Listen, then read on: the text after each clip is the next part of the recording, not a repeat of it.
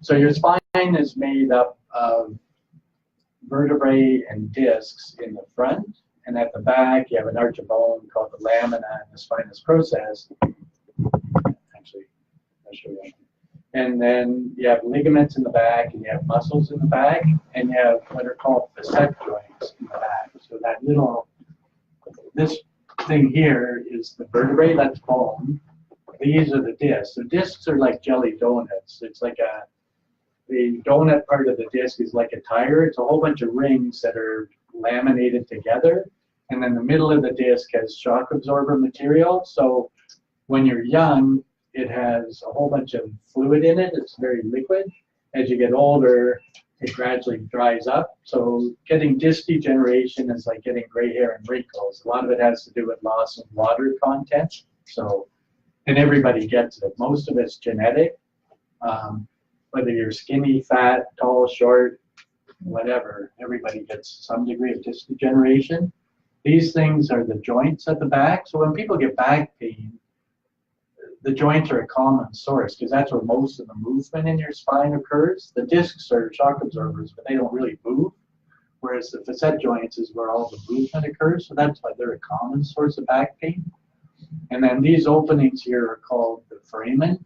So all of the nerves are in a tube that run down this area here. So they're protected by the vertebrae and the disc in the front and by the arch of bone at the back. Okay. So where does back pain come from? In the literature, they used to say that the disc was the most common source of back pain. 40% of back pain would come from the disc. And they used to do a test on people called a discogram, where you put a needle in the disc, inject dye into the disc, and if that reproduced your pain, that's where your pain was coming from. And there used to be a treatment called chymopatane, which was an enzyme from the papaya that they would inject into the disc that would dissolve the disc. And it did work to relieve back pain in some people. And they did millions and millions of those injections, but it was taken off the market probably 30 years ago. I think a few people died from anaphylactic reactions or something, but they don't do that anymore. And they rarely do discograms anymore because the disc probably is not a very common source of back pain. The facet joints and sacroiliac joints and other things are way more common. So this used to be considered 40 or 50%, but now it's probably 10 to 15%. Facet joints have always been considered 10 to 15% in the literature when you read it, but personally I think it's at least 40 or 50% of where back pain comes from. And then things like the sacroiliac joint, same thing, they're considered 10 or 15%, but it's probably that or more. And then things like the ligaments and the muscles can be the source of pain, but it's much harder to figure that out. People that have things like fibromyalgia have muscle as a source of their pain. The fascia is the covering over the muscle, so that's also a common source of pain. So who gets back pain? Essentially everybody. So they say that 60 to 90% of people will get back pain at some time in their life. Most people, they get better. Most people will strain a muscle or strain their facet joint or something. And most people, their pain will go away within a week or 6 weeks. Some people will have recurrence of back pain, but 10% of people keep getting recurrent attacks. And when you get these real stabbing attacks of pain and then back pain for a week or two, that's almost always facet joint related pains. And then about 1% of people will develop chronic pain, which means pain that lasts for more than 3 months continuously. So 1% sounds like a small number, but when you consider that everybody gets back pain, 1% is still thousands of people. Like all I see all day, every day in the office is people with back pain, basically. So, so like I said, most people, probably 80% of people that have attacks of pain, it'll get better. And when people get sciatica, sciatica means leg pain, and the most common cause of leg pain is a disc herniation in the back, putting pressure on one of the nerves and causing inflammation. So the distribution of the pain you get in your leg, well, there's more slides coming up about that, depends on which level the disc herniation is at, because that determines which nerve gets pinched. And and each nerve goes to a different part of your leg. So there's, again, we'll talk about that in a bit. Most people with disc herniation, so their pain gets better, like at least 80 or 90% of people. We only operate on maybe 10 or 15% of people that have disc herniations, because most of them get better. And most people get better within kind of 2 to 3 months. That's kind of the standard healing time for anything. So we try not to see people or do anything to them for at least 3 months, because most people, like I see tons of people that have waited a year for their appointment, and they come in and they can't remember why they were there, because they don't remember that type of thing. So we talk about fishing or something instead. And then there are some things that are considered red flag conditions. So there are things that are potentially life-threatening or can leave you with permanent damage. So things like cancer, you can get infections in the discs, discitis. Fractures, as you get older and you get osteoporosis, people get osteoporotic fractures. They're not life-threatening, and most of them heal and get better without any specific treatment as well, but there are some of them that can become chronic. Cauda equina syndrome is where you get something that compresses the nerves in the lower spine, and people can end up with permanent weakness or numbness or loss of control of their bladder or bowel. So that, again, is really uncommon. All of these things are probably less than 1 in 1,000 people that we see, but they're all potentially serious.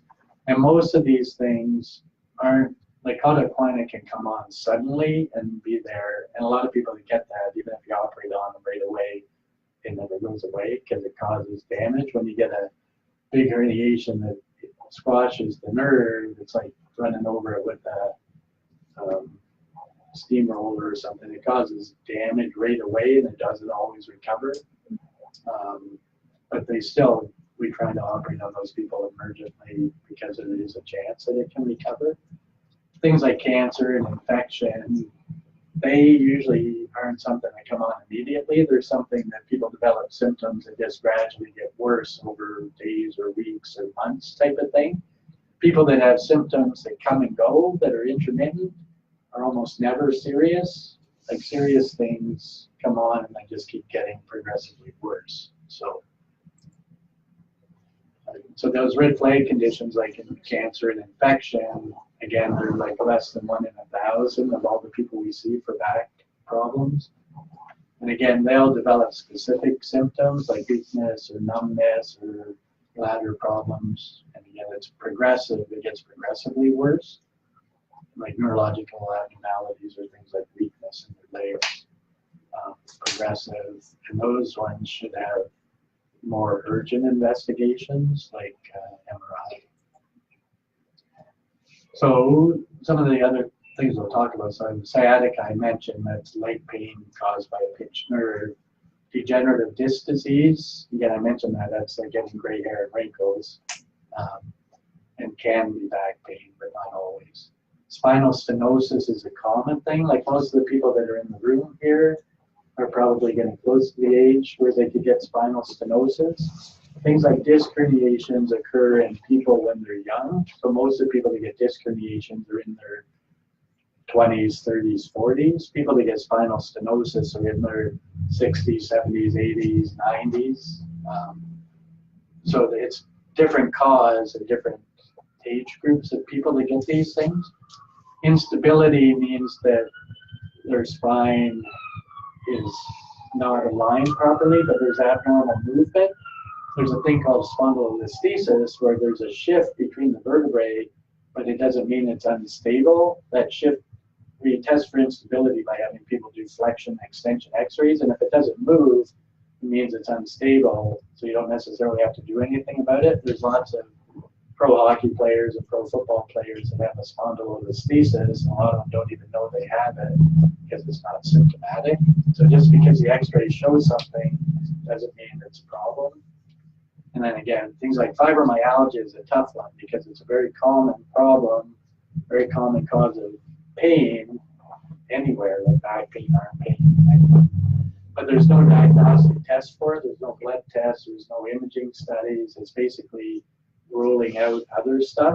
They have criteria that suggest fibromyalgia, like people have pain in different parts of their body, and they have tenderness to palpation, and trigger points are little knots in the muscles that you can feel. So those are all suggestive of fibromyalgia, but there's no diagnostic test for fibromyalgia.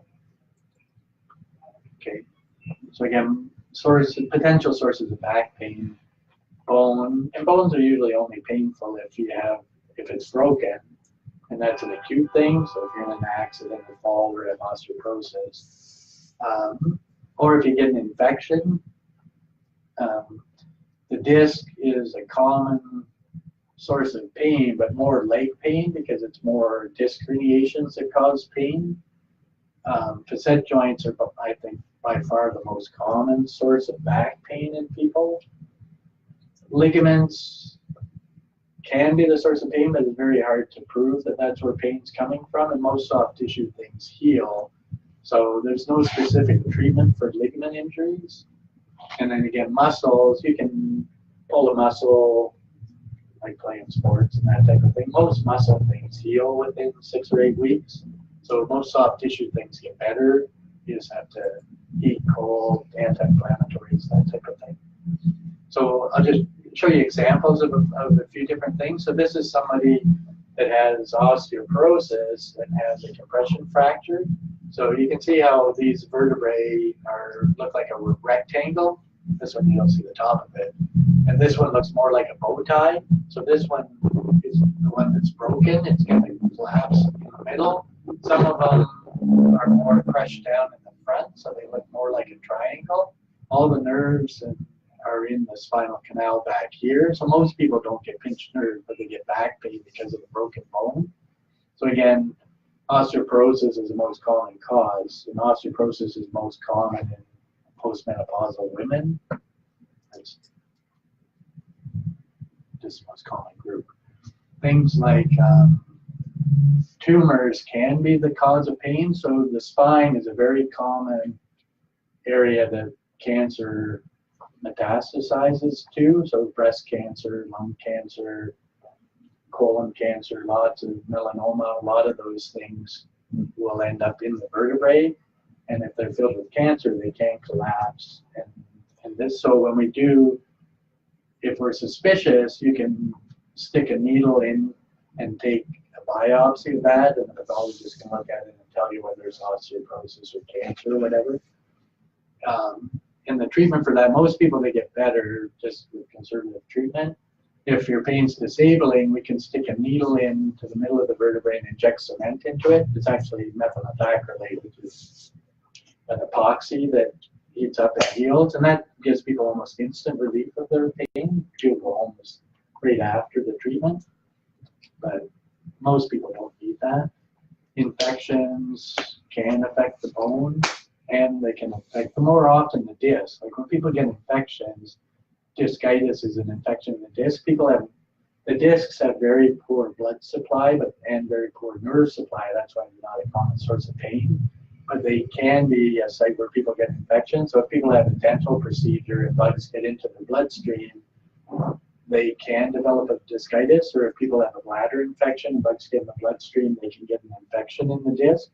So same thing, people get back pain that just comes on and gets progressively worse and worse and worse over time. That's more likely to be something like an infection. Plus you get fever and chills and all the typical things to suggest an infection. If you get an infection in the disc, it's tough to treat because it doesn't have a good blood supply. So people usually end up getting 6 weeks of intravenous antibiotics followed by 6 weeks of oral antibiotics. So antibiotics for 3 months. So, and usually they don't need surgery. So this is just talking about disc degeneration. So again, these are all the discs, which are actually in the front of your spine. So you can see the height of these discs. These are pretty normal looking discs. This one has a little bit of degeneration. This one has a herniation. That's what this thing at the back here. Or I guess they call that a bulge. Like I said, discs are like jelly donuts, but the donut part is like a tire. So as the layers of ligament weakens, the disc can bulge backwards into the canal. And that can lead to the spinal stenosis, which I'll show pictures of later. A disc herniation is when a piece of the nucleus in the middle ruptures through a tear right into the spinal canal, so that's what that thing is. But that causes sciatica, leg pain. And then if people develop a disc herniation, or even just with aging and loss of water, they lose height in the disc, so they collapse, and when the disc collapses, it puts stress on the facet joints, and then they wear out, and then you get osteoarthritis in the facet joint. So they kind of all go together. And when you get disc degeneration, it's something that happens slowly over many, many years, and your body can compensate for that. So people always worry that bone spurs are the devil and that you can't have bone spurs. But bone spurs, the other real name for them are osteophytes. And what they are is little bridges of bone that your body builds across a disc that's degenerative. So it's a way that your body's trying to fuse that disc and stabilize your spine. So osteophytes are actually a good thing. If they're in the wrong place, they could put pressure on the nerve and cause leg pain. But in most cases, bone spurs are good rather than bad. Okay. So this is a cross-sectional picture of your spine. So this is the disc in the front of the spine. This is the tube that runs down the middle, and all these little dots are the nerves, and this tube is filled with spinal fluid. And at each level, there's a pair of nerves that come out of this tube that are also covered by a membrane. There's some spinal fluid in there. But they come out and then supply specific muscles and specific areas of sensation. And so if you have a disc herniation pinching a nerve, the distribution of your pain will depend on which level the herniation's at, because that determines which nerve gets pinched. So, and we'll talk about that a bit more in a bit. These are the facet joints, so these are at the back. This is your spinous process, which is where all the muscles attach. All your muscles sit on either side of this. And these are called transverse processes, so that's another place where muscles attach. But almost all of the movement in your spine occurs at these things, or the facet joints. So this shows a disc herniation. So these are the vertebrae in the front of your spine. This is your disc in between the vertebrae. And then this stuff is called the nucleus. This outer part is called the annulus. So if you get a tear that goes through that outer annulus, then the stuff in the middle can squirt out. So this is the disc herniation. So this is the spinal canal. So when most people get disc herniations, the herniation goes posteriorly into the spinal canal, and it's usually on one side or the other. So people usually get sciatica on one side. This is the nerve root here. So this is what's being irritated by this material. And this just shows the distribution of pain that people get down their leg. So it depends on which nerve it is. The two most common levels are the one between the fourth and the fifth vertebrae, and the nerve that comes out at that level is called the L5 nerve root, and it goes to a muscle in the front of your shin. So if that nerve is damaged, people can get what's called a foot drop, where they can't lift their foot up off the ground. And when you hear them walking, they have to lift their leg up so the foot flops when they walk. Okay. Nerve damage is not common. Most people get pain, but they don't get damage to the nerve. So, again, pain's the thing that we treat people for. Is it usually the back of the leg? Or well, again, it depends which nerve. So the second most common one is called the S1 nerve root, and that's from a disc herniation between L5 and the sacrum. And that nerve supplies your hamstring and your calf and the outside of your foot. So if you get an S1 nerve root from an L5-S1 disc herniation, then you get pain in the butt, down the back of your thigh, into your calf. And if you get an Alpha-5 disc herniation, you still get pain in the butt, but people tend to get more pain on the side of their ankle and the top of their foot into their big toe. Okay, and at 3-4, so the one above that, goes to your thigh, so people get pain in the butt into the thigh and sometimes into the inner part of your lower leg. So, and it just depends on which nerve is affected, and that depends on which disc is affected. So you get leg pain. Some people have back pain, but the leg pain is way worse than the back pain. And usually the leg pain doesn't come and go, because when that nerve's pinched, it's just there. Doing things to stretch the leg often will aggravate the pain, because that nerve's tethered there by the disc herniation. So if you do things to put tension on the nerve, then it irritates the pain. So when we see people, we do what's called a straight leg test. So if they're sitting, we just get them to straighten their leg, and that puts tension on the nerve and aggravates their pain. If you don't have a pinched nerve, you can straighten your leg and it doesn't hurt. So that's a good test for if it's getting better too. If you can sit and you can only straighten your leg to like 40 degrees and you get leg pain, and then 2 weeks later you can straighten your leg to 70 degrees, that means it's getting better. And once you can straighten your leg all the way out without any pain, it means the nerve's probably not pinched anymore. So, and the best investigation for disc herniations is an MRI. CAT scans are okay for people of the lower back. They're not that great for the neck. And if you're a big person or whatever, there's a lot of, it affects the quality of the pictures. So CAT scans aren't as good as MRI scans. If you look at a CAT scan, everything's just shades of gray. So sometimes it's hard to tell what's the tube with all the nerves in it, what's the disc, what's the ligament in that. An MRI, you can tell the difference between all those things. So MRI is by far the best test. But CAT scans were the first thing that were available, and that's why they get used. MRIs, the next best thing, but there's long wait lists. Because a CAT scan takes 5 minutes to do. You just lay on a table, they whicker through it, it's done. An MRI takes anywhere from 30 to 60 minutes to do. You have to lay on a table. It has a bunch of different sequences, so it takes way longer. But the pictures are way better. But the wait lists are way longer because they take way longer. So anyway, and there's differences between MRIs too. And I'll talk about that a little bit later too. People that have sciatica, like I said, 80 or 90% of people get better no matter what you do. If you stay home in bed, or if you go to work, or if you go ride your horse, whatever. Pain management is the goal.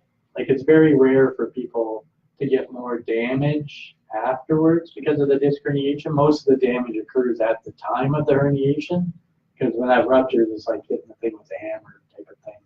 But most people don't get nerve damage. Like 1 in 100 get nerve damage. 99 out of 100 get pain, but no nerve damage. So, and most people get better. So what often happens is you have the sudden onset of this really bad pain that gradually gets better, and most people it goes away completely. Some people it improves to a certain level and then plateaus and then just doesn't get any better after that. Those are most of the people that we operate on. So you have to decide whether your pain's bad enough to warrant going through an operation. And the success rate of surgery is like 80 or 90%. Most people, their leg pain goes away almost instantly, but there are risks of complications like infection or nerve damage or dural tears or with spinal fluid leaks and all those types of things. So surgery is always the last resort. And then, like I said, the facet joints are the most common source of back pain as far as I'm concerned. So this side shows arthritis in the joint. So the surface of the joint is irregular and this joint's a bit enlarged. You develop these osteophytes off to the side. This is more what's called a pars defect. So some people actually have a broken bone across a portion of the facet joint, and some people thought it was congenital, but they're all acquired, and they're probably from doing things like gymnastics and that when you're a kid. Most of them are due to some form of hyperextension type of injury, and most of them heal. Like, they don't always heal perfectly, but most of them get better and you don't have pain all your life. But they can become symptomatic again as you get older. Like some people, if you have another accident, like a rear end accident, or I see people that 2 people are carrying something and one guy drops his end and the other guy's holding on to the other end and it jars them. That's when things like this can become symptomatic. Like I said, lots of people have these things, about 7% of the population, and they don't even know they have them.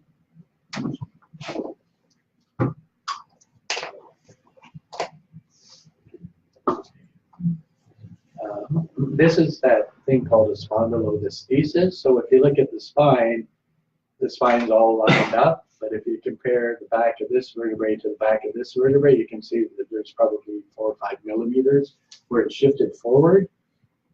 And this is that defect in the joint called the pars interarticularis defect. That's that broken bone. Like I said, about 7% of people have these, and most people don't even know they have them because most of them are stable. They become symptomatic if they become loose and they actually move abnormally. So if you send people for a flexion extension MRI or a flexion extension X-ray where they bend forward and get a picture and bend backwards and get a picture, and the amount of shift between those bones changes, that means it's unstable. So those are the people that benefit from a fusion operation. When we do fusions, you stick big screws into the vertebrae in here and a little rod at the back on each side, and that stabilizes so it doesn't move anymore. So spinal stenosis. Stenosis means narrowing, and so it's narrowing of the spinal canal. So again, these are the vertebrae, these are the discs, vertebrae, disc.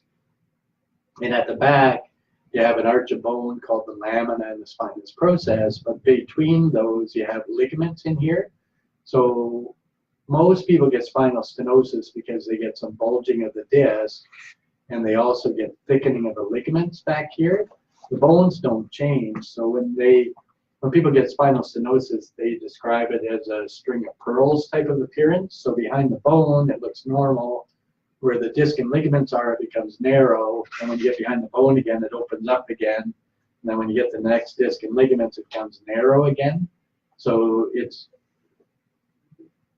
like spinal stenosis. It can be just at one level, but quite often it's at 2 or 3 different levels. And the treatment for spinal stenosis is what's called laminectomies.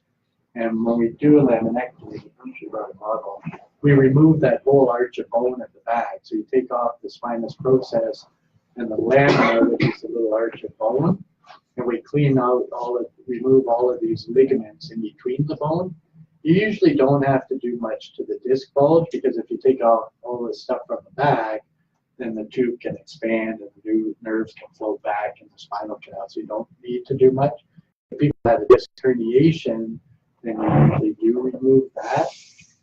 Okay, but most people, you just do laminectomies. Okay, so another common place where people get back pain from is called your sacroiliac joint. So this is your pelvis. Your spine sits on top of the sacrum, which is the middle part of your pelvis. And then your iliac bones are like these big hip bones, and then your actual hip bone connects into that iliac bone. So your hip joint's way off to the side here.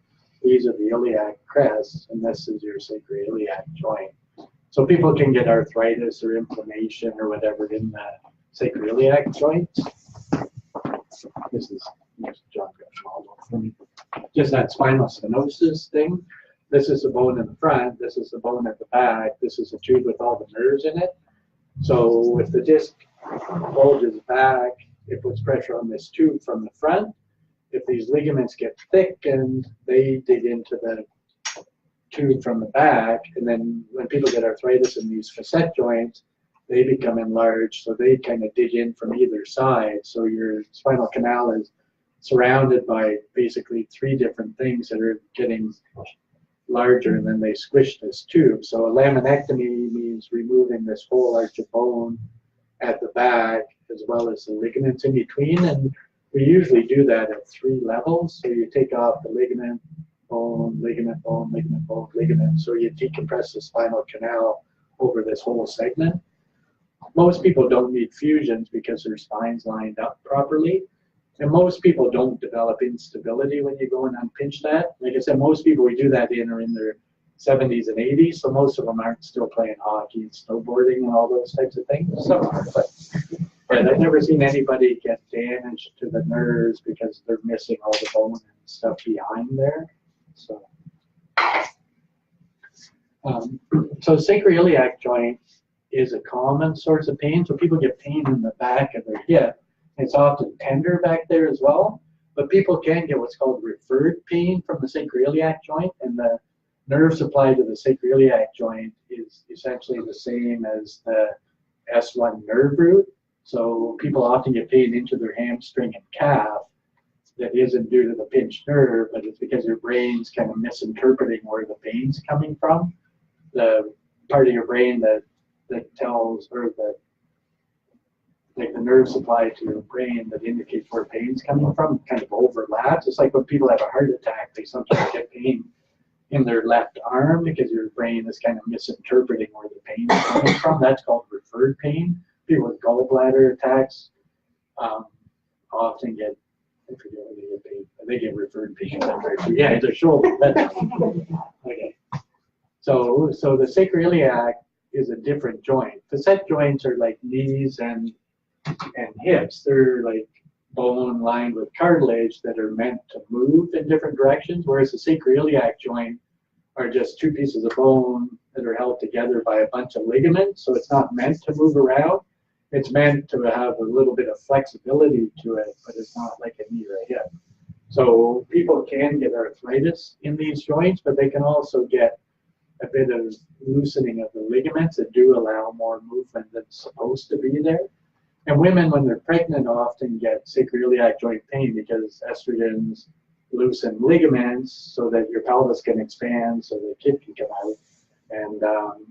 And women often will get sacroiliac joint pain, and then after pregnancy, things tighten up again and the pain goes away. So cortisone shots can be helpful for sacroiliac joint pain. You can do fusions. You can put screws in and drill them all the way across the joint here. I've been trying to get the hospital to let me do that for years, but they say it's too expensive, so they don't let me do it. And then there's a thing called platelet-rich plasma, which is you take blood out of your arm, put it in a centrifuge, and separate platelets. Platelets are what form blood clots when you cut yourself, but platelets are also filled with a whole bunch of growth factors. And if you inject PRP into these ligaments, the way you do it is you poke like 100 holes in the ligament to cause damage to the ligament, and then you inject the PRP in, and the growth factors from the platelets recruit different types of white blood cells to come in, and some of them produce collagen, which is what repairs things. So it actually strengthens those ligaments and can get rid of the sacroiliac joint pain. I see a lot of RCMP officers that get sacroiliac joint pain because their belts are so heavy and lopsided. So there's another thing called rhizotomy, so you can do that. We've done PRP injections as well, and most of them have done really well. Rhizotomy is a thing where you cauterize the nerves to a joint. So again, I'll talk a little more about that, but we do lots of that for facet joints and for sacroiliac joints. You can damage the nerves that are transmitting the pain signals to the brain, so it doesn't fix the arthritis or stabilize the joint or anything, but it gets rid of the pain. And we literally do hundreds of them because they work so well for getting rid of pain. It only lasts for usually 12 or 18 months, and then the nerves go back and the pain comes back. And then you can just repeat it. And I have people that have had it 10 or 15 times and get just as good a result each time. So there's a thing called piriformis syndrome. So at the back, your butt is made up of big muscles like your gluteus muscles, but there's a little muscle that goes crossways across your butt called the piriformis muscle. And your sciatic nerve runs in relation to that thing. So in some people it goes under the muscle, some people it goes over the muscle, some people it actually goes through the muscle. So if that muscle tenses up, it can put pressure on your sciatic nerve and cause piriformis syndrome, which is really uncommon. I can't say that I've ever seen anybody that has definitely had piriformis syndrome. Probably some of the physiatrists in that do see the odd person.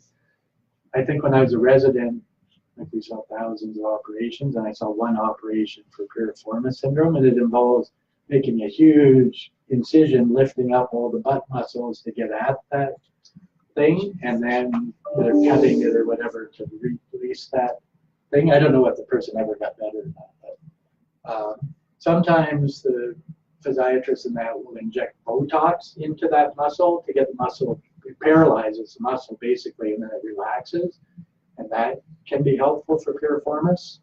Again, such an uncommon thing. Cortisone shots can be helpful because it gets rid of the inflammation in the nerve. Any of those types of injections need to be done under ultrasound guidance, so you can see where the nerve is and see where the muscle is, so you know where you're doing the injections. Again, I'm not sure I've ever seen anybody with piriformis. This is somebody with what they call myofascial pain. So myo means muscle. Fascia is like a thin leather type covering over the muscles, and that's where all the nerve endings and blood vessels and that run. Muscles are hard to sort of together because the suture just falls through them, but the fascia is a nice thick membrane, so when we do operations and open people up, it's the fascia that we sew back together to hold the muscles back together. So people can get pain, which is probably more from the fascia than the muscle, but fibromyalgia is the most common type of myofascial pain. And again, people have tenderness to touch. They have these little knots that you can feel in the muscles that are called trigger points. And fibromyalgia can be localized to one little area. It could just involve your shoulder, your hip, or your whatever. A lot of people get kind of widespread. So if somebody comes in and tells me they hurt from head to toe and they're really tender everywhere, they almost for sure have fibromyalgia. But again, there's no blood tests or imaging studies or anything to make that diagnosis. And there's no cure for fibromyalgia. Nobody really knows what it is. So there's no specific treatment for it. Most of it is medication to manage pain. And the most common medications that they use for it are things like Lyrica, which is a seizure medicine, or the antidepressant medications, because they think that fibromyalgia has something to do with how your brain interprets or misinterprets signals from the rest of your body. So things like irritable bowel syndrome, chronic fatigue syndrome, there's a few different things that they've never been able to identify a specific anatomic cause for it, but they're all related. And so they think it's related to an imbalance in the chemical transmitters in your brain called neurotransmitters. And that's why drugs like seizure medication and antidepressants work for things like fibromyalgia, chronic fatigue, irritable bowel, all those types of things. So when it comes to investigating somebody with back pain, they usually start out doing diagnostic imaging. So x-rays are pretty useless unless you've been in an accident and you think somebody's got a broken back. CAT scans, similarly, CAT scans use big doses of radiation to take the pictures. So if you're looking for a broken bone, CAT scan is by far the best test. But if you're looking for anything else, an MRI is by far best test. Like it'll show if you have infection or cancer or a lot of stuff we might not detect on a CAT scan. Bone scans look specifically for things like inflammation and infection. And bone scan is where they inject a radioactive tracer into your bloodstream, send you away for a couple hours while it circulates around, and then they come back and put you on a table with a big camera. It's basically a gamma counter that detects the amount of radiation. So if you have an infection or severe arthritis, those, like it's tagged to white blood cells, so they go to those areas, and then the gamma counter picks up that concentrated quantity. So sometimes bone scans can be quite helpful. Bone scans are different than bone density scans. Bone density is looking at the quality of your bone. So people that have osteoarthritis, or rather osteoporosis, a bone density test will show basically how much calcium is in your bone, how strong your bone is, and what your risk of breaking a bone is. So they usually measure your hip and your spine. And most people that have osteoporosis don't have pain unless they break the bone, basically. So the best way to figure out where pain is coming from is to do what are called diagnostic blocks, and that means you're injecting local anesthetic to freeze the nerves to different structures. So like these facet joints, each facet joint has two nerves that go to the joint. Those are called medial branch nerves. So if somebody comes in with back pain, you think it's coming from one or more of these facet joints, You can stick a needle in under X-ray guidance, so you see where you're putting the needle. You can freeze the nerves, the two nerves to a joint, and then let the person get up and bend, twist it, whatever normally bugs them, and see if their pain's gone. And if it's not gone, then you put them back on the table, freeze the next nerve, let them get up and do that again. That's the best way to figure out where pain's coming from.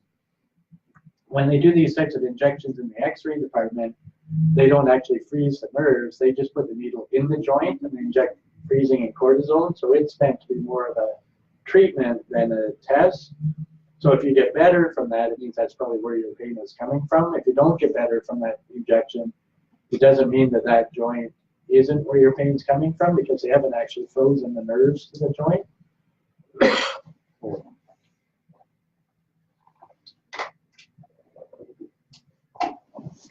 So that's the best way to see if your pain's facet joint related. And it could be from one, could be from more than one, could be from one side, both sides, whatever. So freezing the different nerves can sort that out.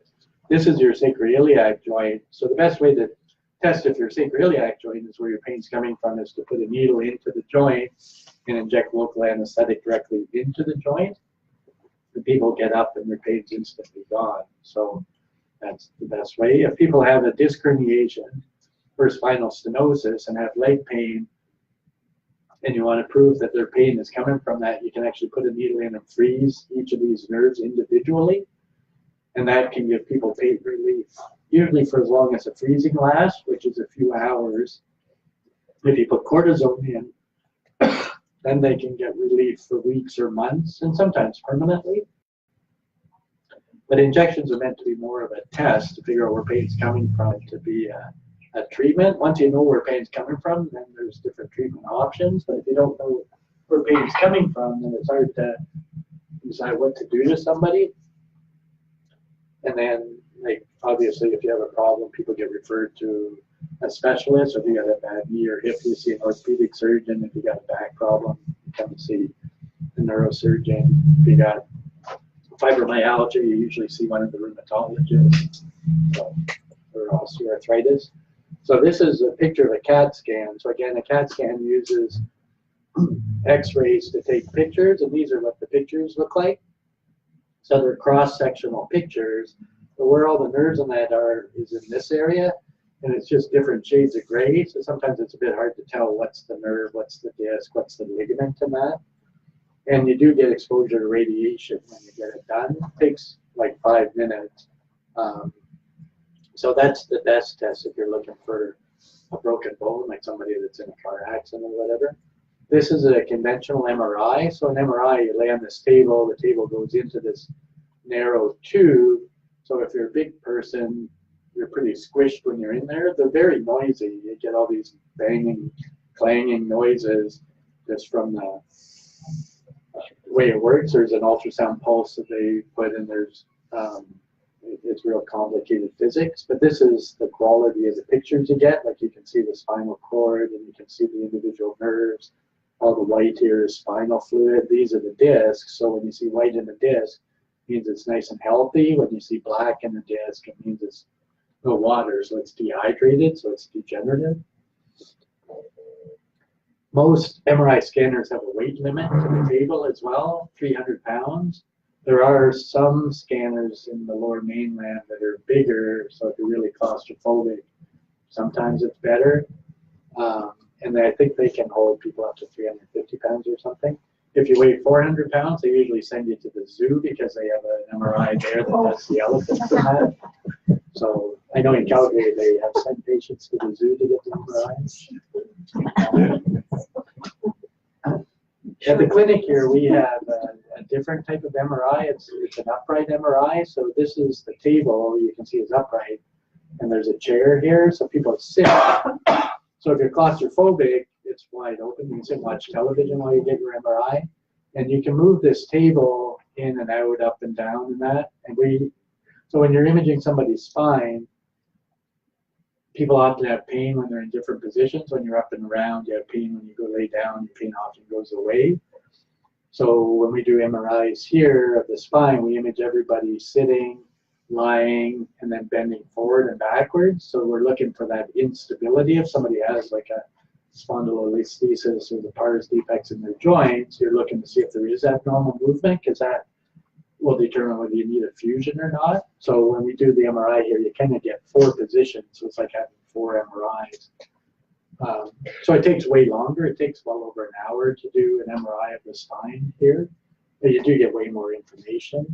And if you're claustrophobic, like when they do MRIs at the hospital, probably 10% of people can't tolerate having it done because they're claustrophobic. So they just tell people, sorry, you can't have it done, go away, and they don't get an MRI. You could have it done here. They could refer you to the coast, but they usually don't bother. They just tell you that they can't do it. So we already talked about the diagnostic injections. You can freeze a whole bunch of different things to figure out where your pain's coming from, and that's the best way to actually identify where pain's coming from. We're almost done. And then when you think of back pain, pain is the big thing, but there are other components to disability that people get from pain. If you have pain for a long time, people get depressed. They're always worried that they have something bad like cancer, infection, or something.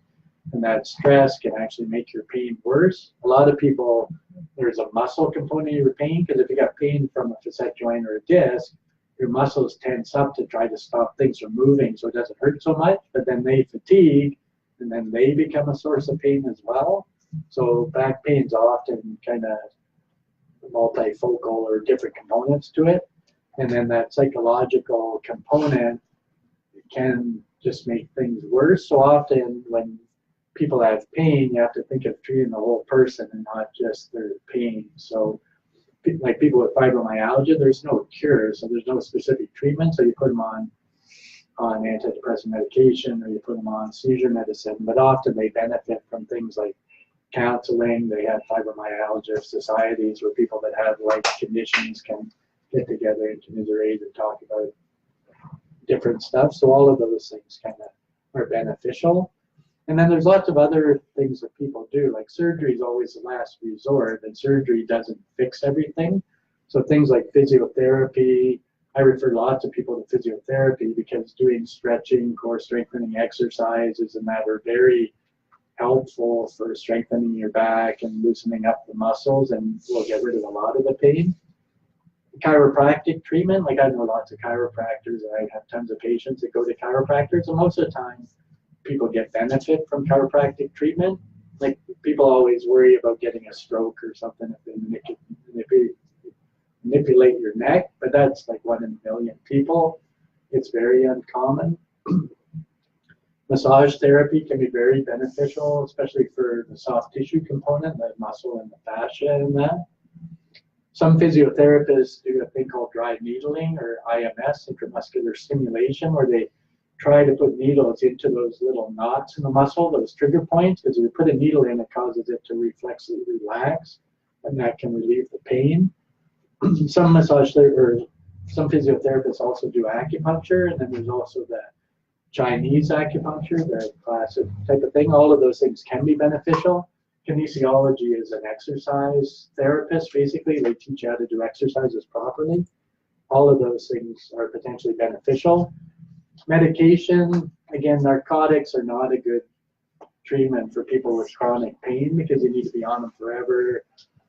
You get addicted. If you can't get a prescription, you go through withdrawal. People buy it off the street. They die of overdoses. So the college has really cracked down on physicians prescribing narcotics, and a lot of reason that people die on the street are because the college tells physicians they can't prescribe narcotics. People have been on narcotics for years, and suddenly the prescription can't get refilled, so they're out on the street looking for something. Otherwise, they go through withdrawals. They get the fentanyl-tainted thing, and they die.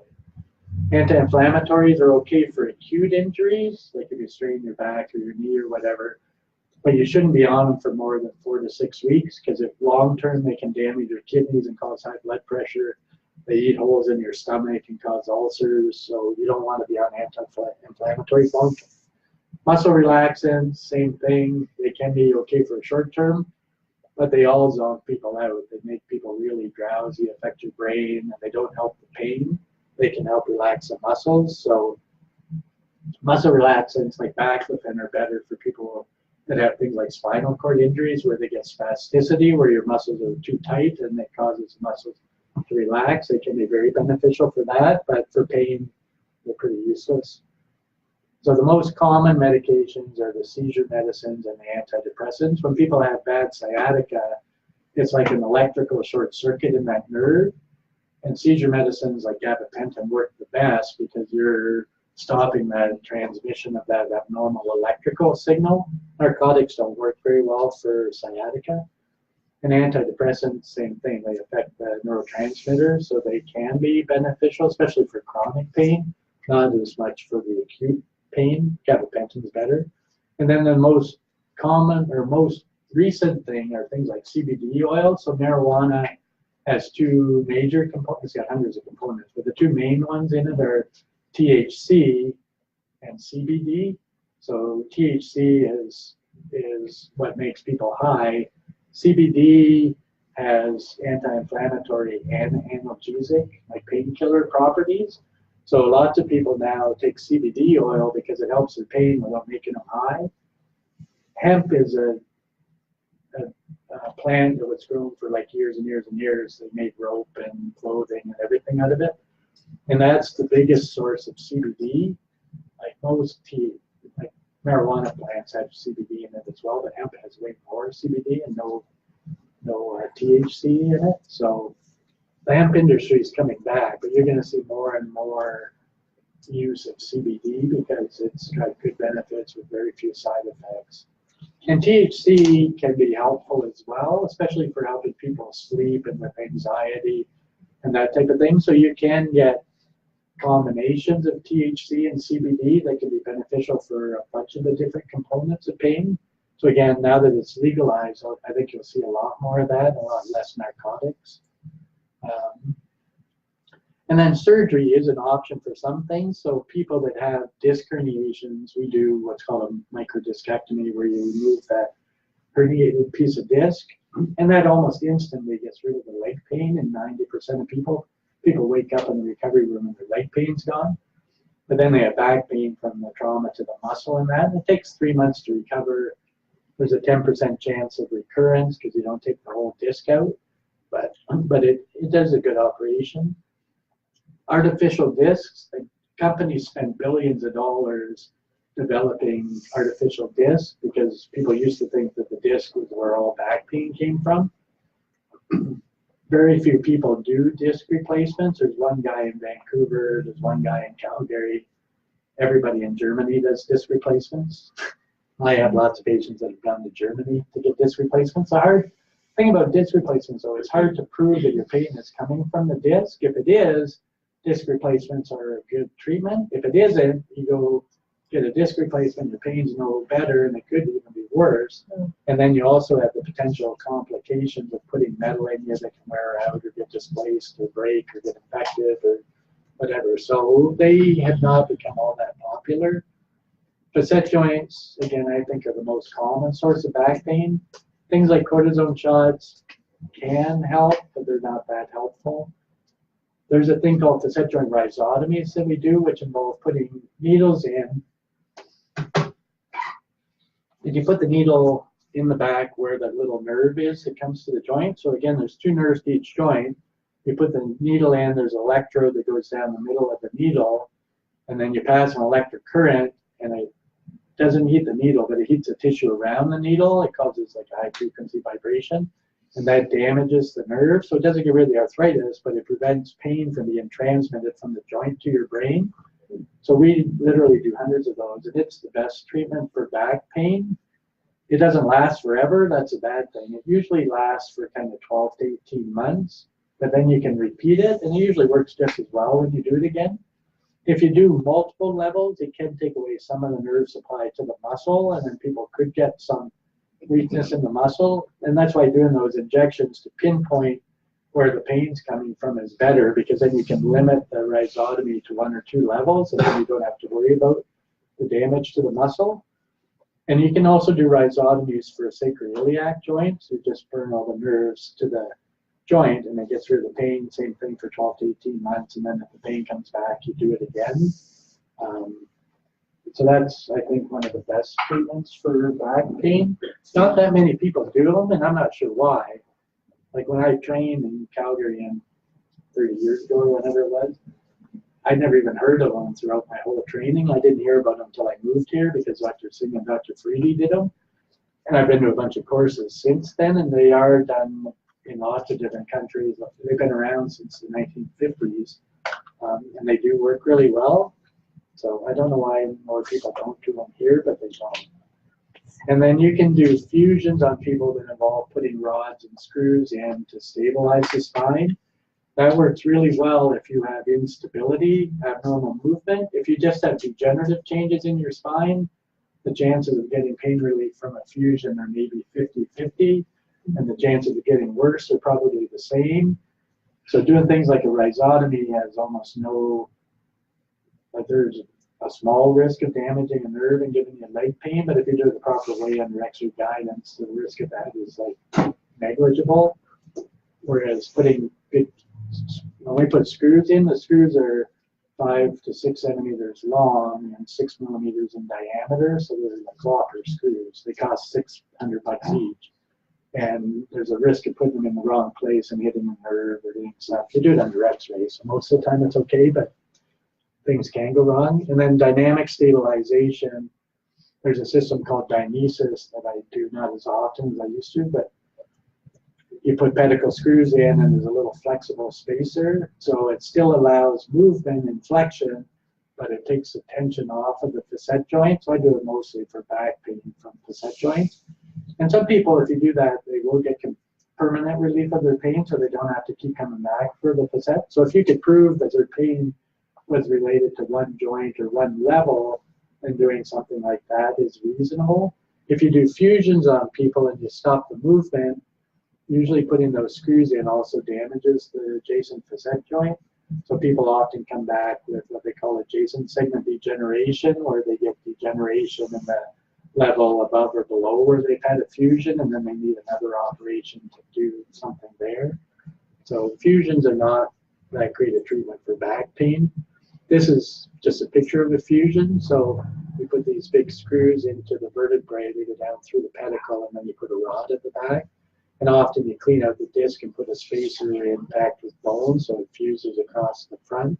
And you pack bone at the back, so it fuses at the back as well. So those are big operations in 3 or 4 hours, and people often lose a lot of blood and need blood transfusions. And again, if you're doing it for back pain, your chances of getting better are like 50%. Another one of the new things out is called stem cell therapy. And stem cells are, it's kind of a regenerative thing. And they use it a lot for like knee and hip arthritis, but you can also use it for the spine.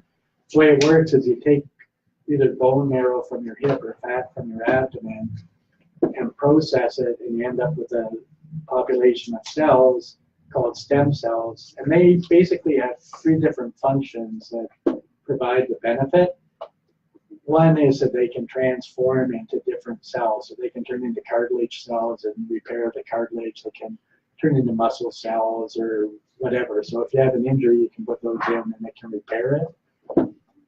That's probably the least important function that they do when it comes to getting rid of your symptoms. The other thing they do is that they have a really strong anti-inflammatory component. Stem cells are filled with a whole bunch of growth factors, similar to platelets, only even more. And they release all these factors that attract other cells to come into the area to do repairs. Like you have stem cells in every tissue of your body, but they're usually in small numbers. So if you inject big numbers, like from your fat or from your bone marrow into a knee or a hip or into the bloodstream, then they act like a conductor in an orchestra. They sort of cause what's called a paracrine effect. They stimulate other local cells to create things like collagen to repair ligaments or repair damage to cartilage, and that is caused by inflammation. So they get rid of inflammation. So most people, stem cell therapy gets rid of their pain very quickly, often within a day or two.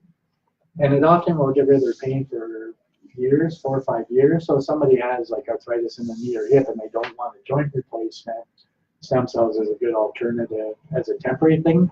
It's not going to give you a cure for your arthritis, but it'll get rid of your pain for potentially for years. And they're starting to do it for all kinds of things. They do it for MS, ALS, dementia, lots of different things. It's still considered investigational. And I think we're going to learn more and more about it over the next 10 years. I think in the future, they'll be able to take your stem cells, put it in a 3D print a scaffold for a kidney, put the stem cells in, grow you a whole new kidney, and then implant it. So people with diabetes won't need organ donors anymore. You'll be able to just build a new kidney from their own stem cells. So it's like Star Wars type of stuff. Only it's still a ways away, but it's, I think, the future. I think that's about it. That's probably wrong. So is stem cell therapy something that's happening in families? Like we do it at the clinic. We do it mostly for arthritic knees and hips and shoulders and that. I've done probably a dozen people's spine.